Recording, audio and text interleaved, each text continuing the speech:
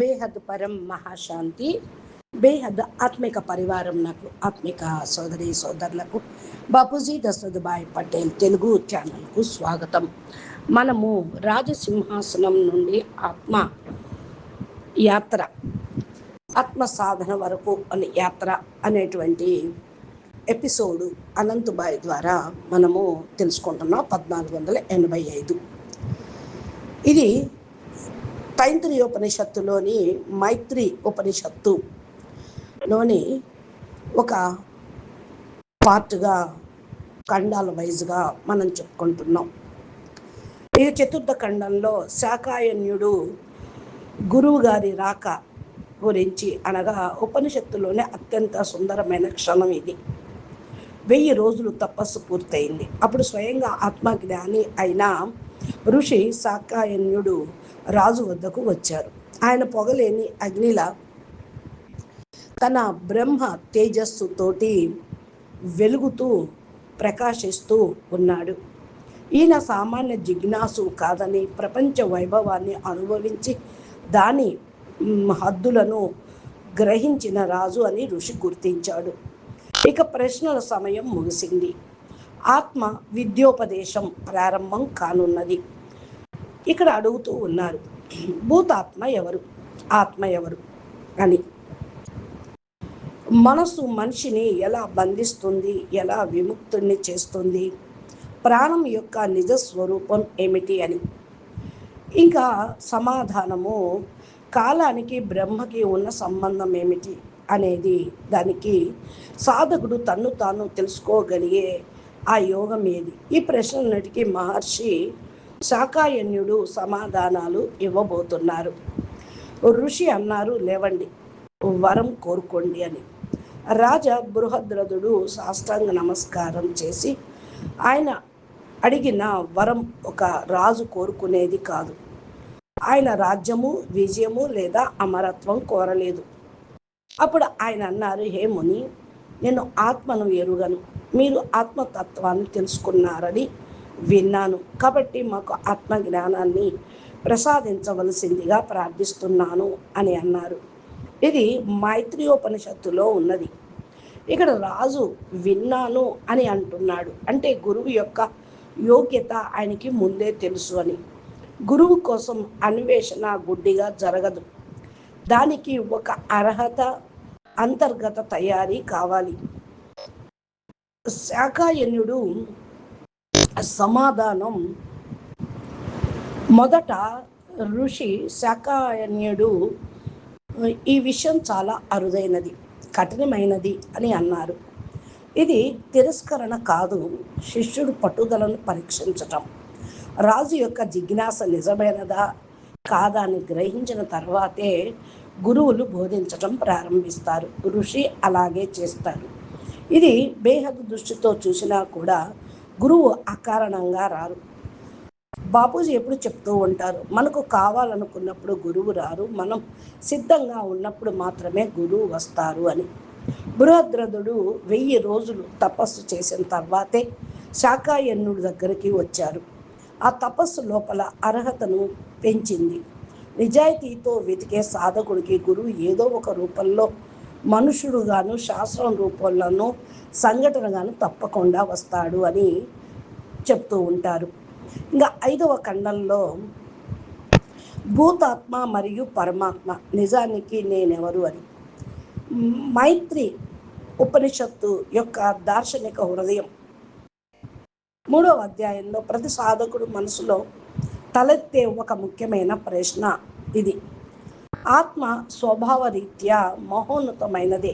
మరి కర్మల ఫలాలను అనుభవిస్తూ పునర్జన్మలు ఎత్తుతూ సుఖ దుఃఖాలతో పీడించబడే ఆత్మ ఎవరు అని అడిగారు.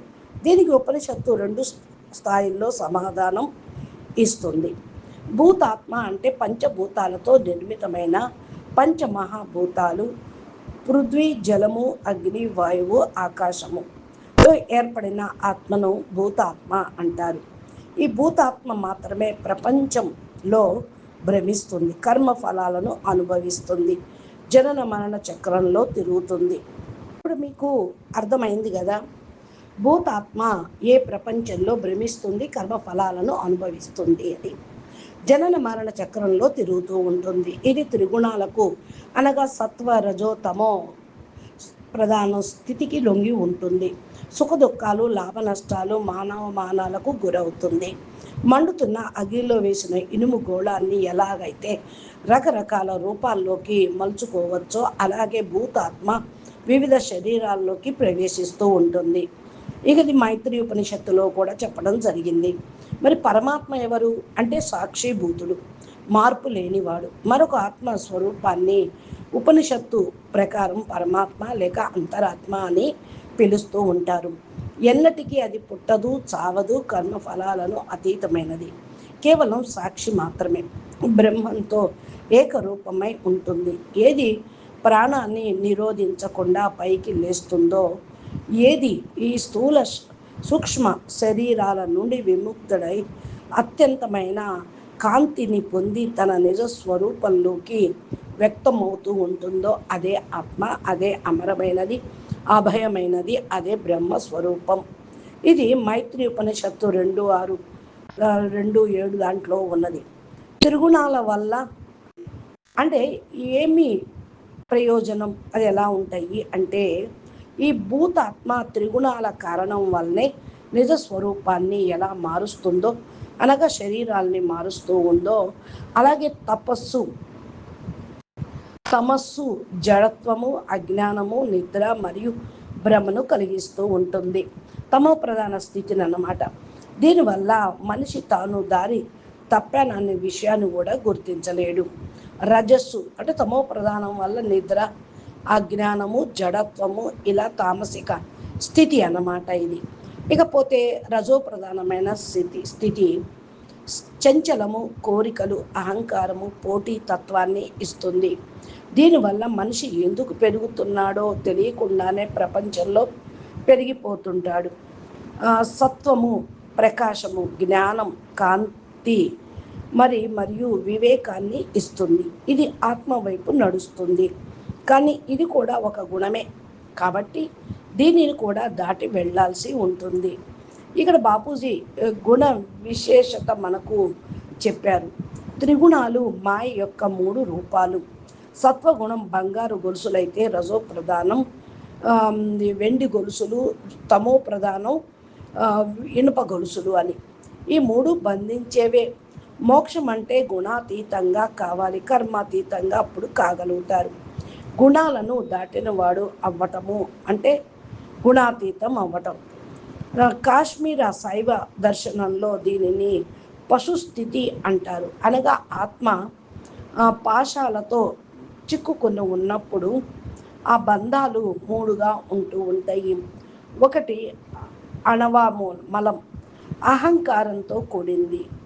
మాయాజాలం, ఇది భేదభావంతో కలిగింది.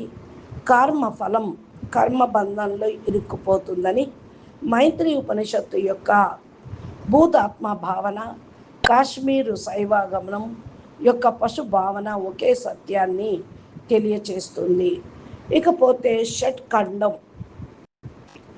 6వది.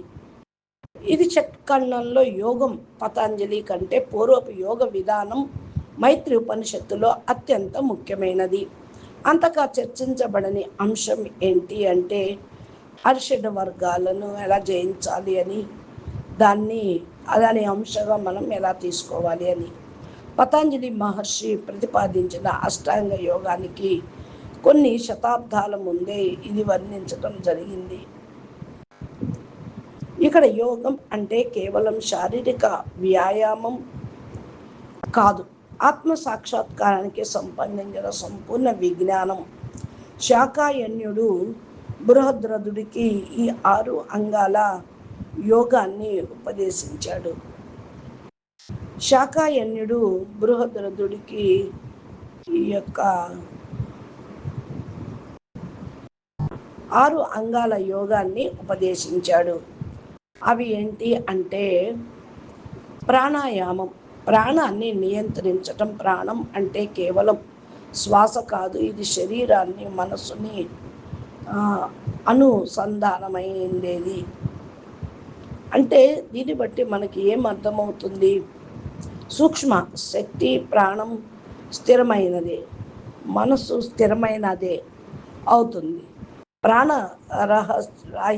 ప్రాణరాహిత్యం అంటే మైత్రి ఉపనిషత్తు యొక్క రహస్యాన్ని తెలిపింది. బాపూజీ ప్రత్యేకమైన వీడియోల్లో కూడా, స్పెషల్ వీడియోల్లో కూడా మూల సత్యాన్వేషణని వివరించారు. ప్రాణవాయువు ఆగిపోతే శరీరం నిశ్చింతగా మారిపోతుంది, నిశ్చలంగా మారిపోతుంది. ప్రాణశక్తి ఉన్నంత వరకు కోరిక ఇచ్చా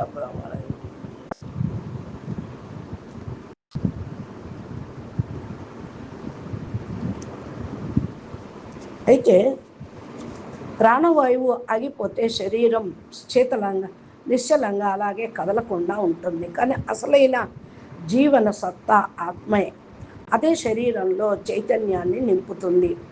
ఆత్మ యొక్క ఆహారం, ఆత్మకు పరం ప్రకాశం కావాలి.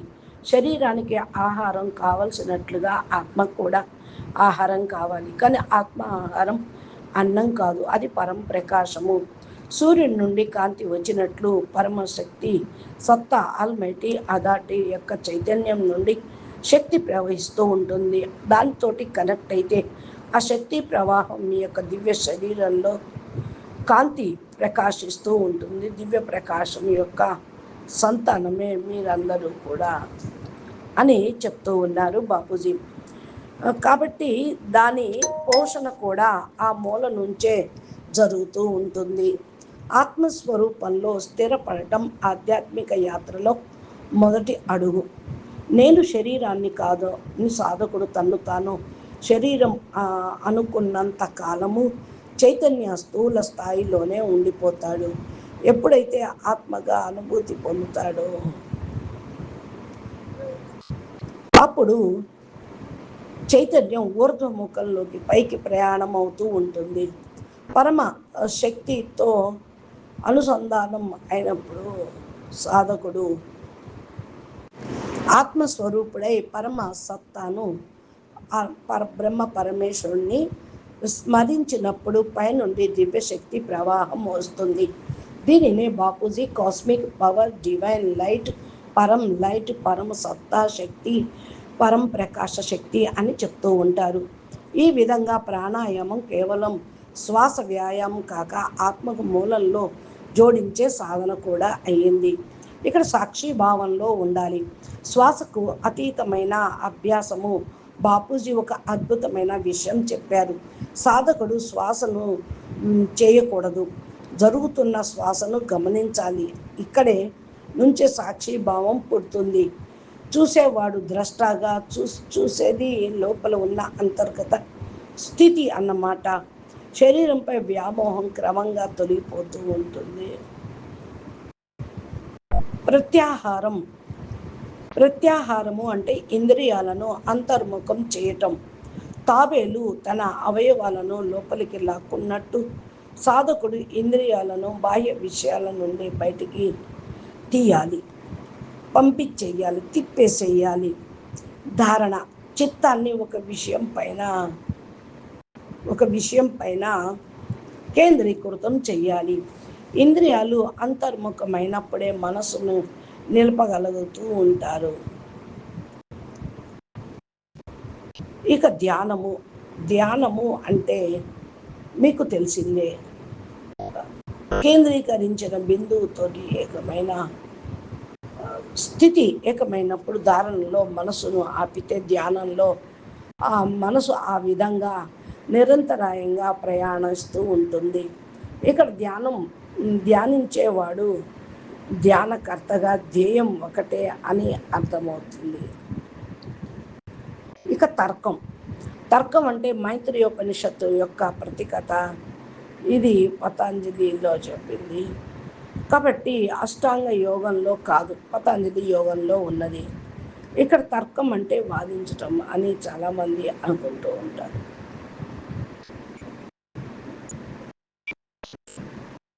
ఆత్మ అన్వేషణ. నేనెవరు, ఈ దేహం నేను కాదని తెలుసుకోవాలి. అంటే తర్కం అంటే ఈ ఇది మైత్రి ఉపనిషత్తు యొక్క ప్రత్యేకత. ఇది పతాంజలి అష్టాంగ యోగంలో లేదు. ఇక్కడ తర్కం అంటే వాదించటం కాదు, వివేకంతో కూడిన ఆత్మ అన్వేషణ. నేనెవరు? ఈ దేహము నేను కాను, నేను మనసుని కాదు, నేను ఎవరు అని ప్రశ్నించుకోవటమే తర్కం. బాపూజీ దీన్ని విచారసాగర మతనం అన్నారు. ఇక సమాధి స్థితి. ధ్యానకర్త, ధ్యానము, ధ్యేయము మూడు ఒకటయ్యే స్థితి. నేను బ్రహ్మం అనే భేదంను తొలగిపోయే పరమ జాగృతి ఇది. కట్టెలు లేని అగ్ని ఎలా తనలో తాను శాంతిస్తూ ఉంటుందో, అలాగే వృత్తులన్నీ నశించినప్పుడు మనసు తన మూలంలో శాంతిస్తుంది. చిత్త వృత్తి నిరోధ అనుకున్నప్పుడు ఆత్మ తన లోపలికి మూలంలోకి వెళ్ళి శాంతిస్తూ ఉంటుంది. కాబట్టి బాపూజీ ప్రకారం యోగం అనేది ఒక శాస్త్రం, ఆత్మ విజ్ఞాన శాస్త్రం. ప్రాణాయామం నుండి సమాధి వరకు ఉన్న క్రమంలో ప్రతి మెట్టు మునుపటి మెట్టుపై ఆధారపడి ఉంటుంది. కాబట్టి ఇలాగా ఏవైతే మరి ఉన్నాయో వాటన్నిటినీ కూడా మనం నెంబర్ వారీగా తెలుసుకుందాము. అచ్చా, పరం శాంతి. నమస్తే, ధన్యవాదాలు. మీకు ఈ వీడియో నచ్చినట్లయితే లైక్ చేయండి, షేర్ చేయండి, మంచి కామెంట్ పెట్టండి. మరలా ప్లేలిస్ట్లోకి వెళ్ళి ఇంకా పోడ్కాస్ట్లు, లైవ్లు చూడండి, మీరు అర్థం చేసుకోండి. నమస్తే.